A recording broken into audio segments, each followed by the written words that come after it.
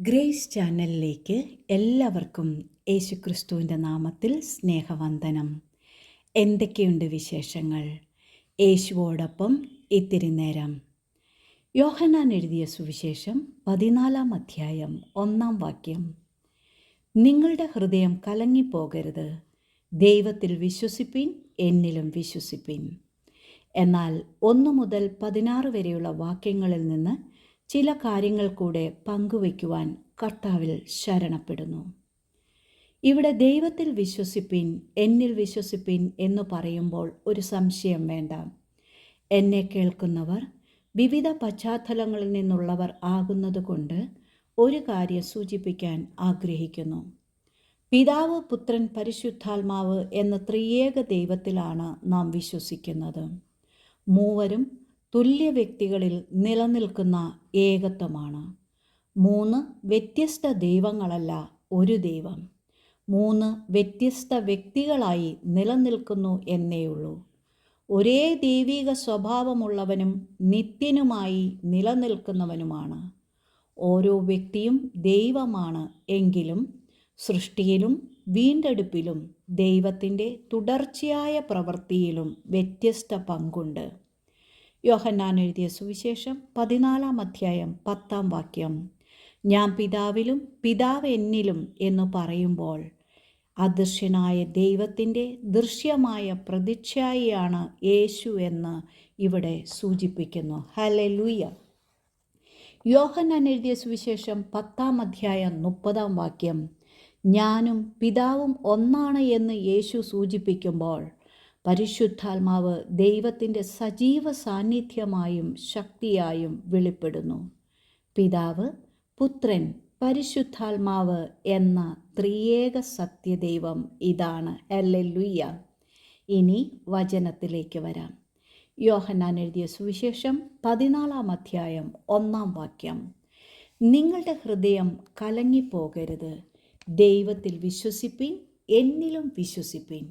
ഇത് യേശു തൻ്റെ ക്രൂശു മരണത്തിൻ്റെ മുന്നോടിയായി ശിഷ്യന്മാർ ചഞ്ചലപ്പെടുവാനും ഭയപ്പെടുവാനും സാധ്യതയുണ്ടെന്നറിഞ്ഞ് അവർക്ക് ആശ്വാസത്തിൻ്റെയും ഉറപ്പിൻ്റെയും വാക്കു കൊടുക്കുകയാണ്. തൻ്റെ ക്രൂശു മരണത്തിന് ശേഷം അനിശ്ചിതത്വത്തിൻ്റെയും പ്രയാസങ്ങളുടെയും നടുവിൽ ശിഷ്യന്മാർ ആയിത്തീരുമെന്നും എന്നാൽ അവരുടെ ഹൃദയം കലങ്ങിപ്പോകണ്ടെന്നും ദൈവത്തിൽ വിശ്വസിക്കണമെന്നും ധൈര്യപ്പെടണമെന്നുമാണ് ഈ വാക്യത്തിൽ പറയുന്നത്. ഈ കാര്യം നമ്മോടും നമ്മുടെ പ്രയാസങ്ങളുടെ നടുവിൽ പതറണ്ട, കലങ്ങണ്ട, എന്നിൽ വിശ്വസിപ്പിൻ എന്ന അതേ ശബ്ദം നമ്മൾക്കും കേൾക്കുവാൻ സാധിക്കും.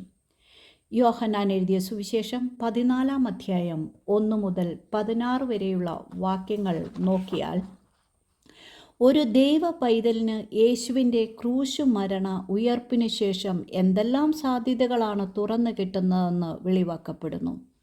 2 വാക്യത്തിൽ താൻ പോകുന്ന ഇടത്തേക്ക് നമുക്കും ഒരു വാസസ്ഥലം ഒരുക്കുവാനാണ് പോകുന്നതെന്ന് പറയുന്നു.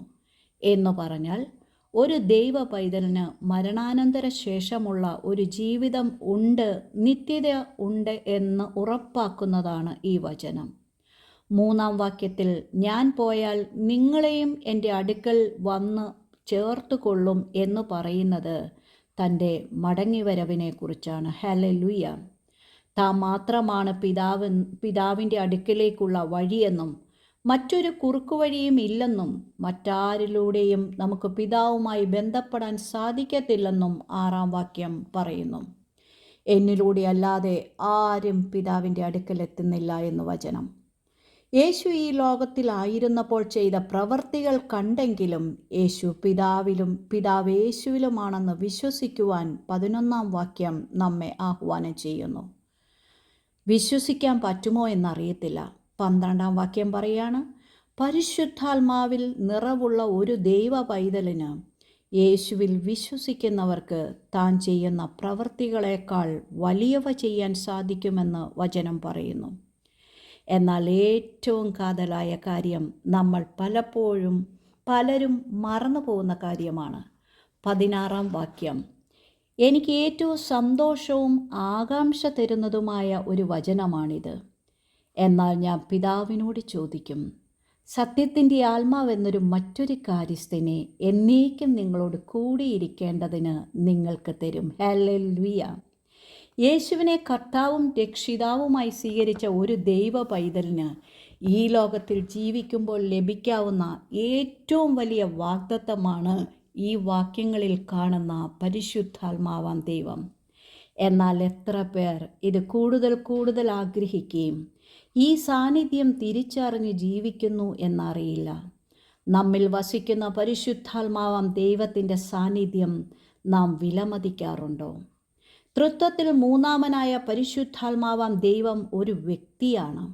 എഫേസ്യർക്ക് എഴുതിയ ലേഖനം 4-ാം അധ്യായം 30-ാം വാക്യം പറയുന്നു, ദൈവത്തിൻ്റെ പരിശുദ്ധാത്മാവിനെ ദുഃഖിപ്പിക്കരുത് എന്ന് പറഞ്ഞാൽ അവനൊരു വ്യക്തിയാണ്. ഹല്ലേലൂയ.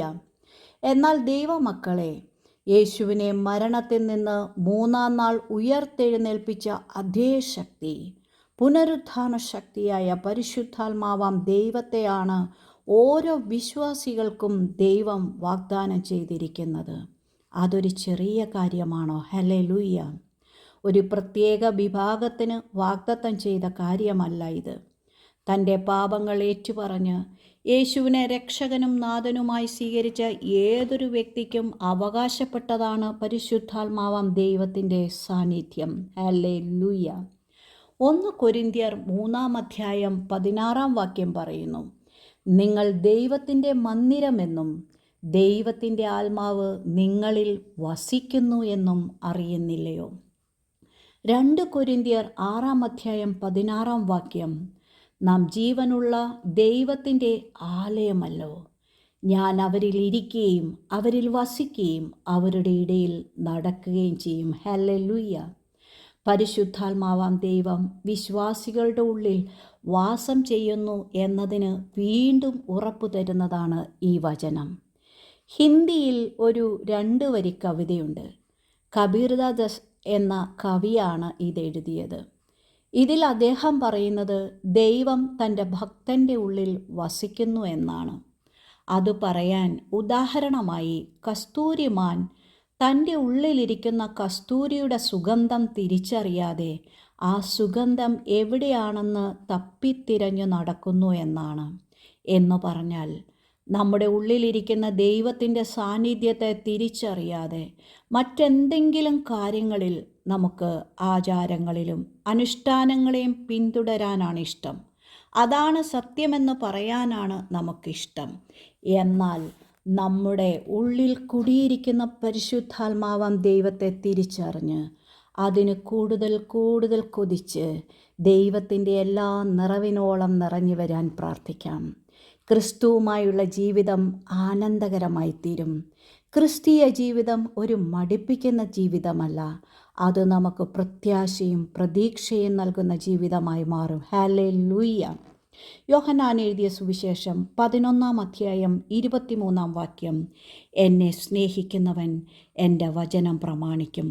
വചനം എന്തു പറയുന്നു അതാണ് നാം വിശ്വസിക്കേണ്ടത്, ചെയ്യേണ്ടത്. ഹല്ലേലൂയ.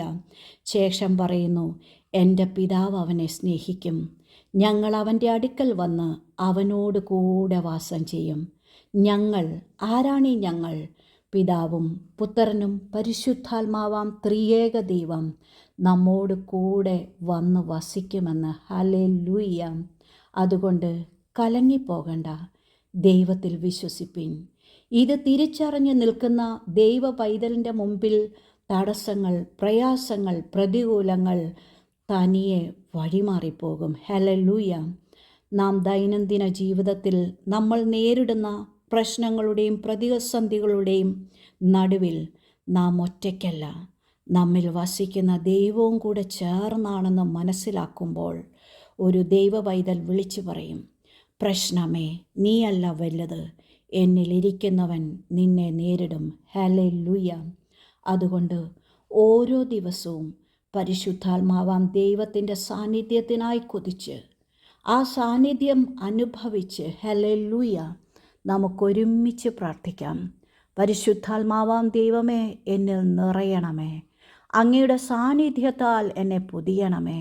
ഞാൻ കൊതിക്കുന്നപ്പ പാട്ടുകാരൻ പാടിയതുപോലെ കൊതിയാണപ്പാ കൊതിയാണപ്പാ ആ സാന്നിധ്യത്തിൽ മറയാൻ.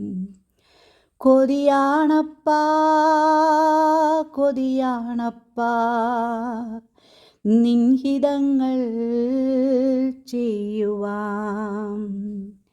അങ്ങനെ ഈ ലോകത്തിൽ ക്രിസ്തുവുമായുള്ള ജീവിതം ജയകരമായി ജീവിച്ച് നിത്യതയ്ക്ക് ഉറപ്പുള്ളവരായി നമുക്ക് ജീവിക്കുവാൻ പിതാവാം ദൈവത്തിൻ്റെ സ്നേഹവും പുത്രൻ്റെ കൃപയും പരിശുദ്ധാത്മാവാം ദൈവത്തിൻ്റെ കൂട്ടായ്മയും നാം എല്ലാവരോടും കൂടെ എപ്പോഴും ഉണ്ടാകട്ടെ.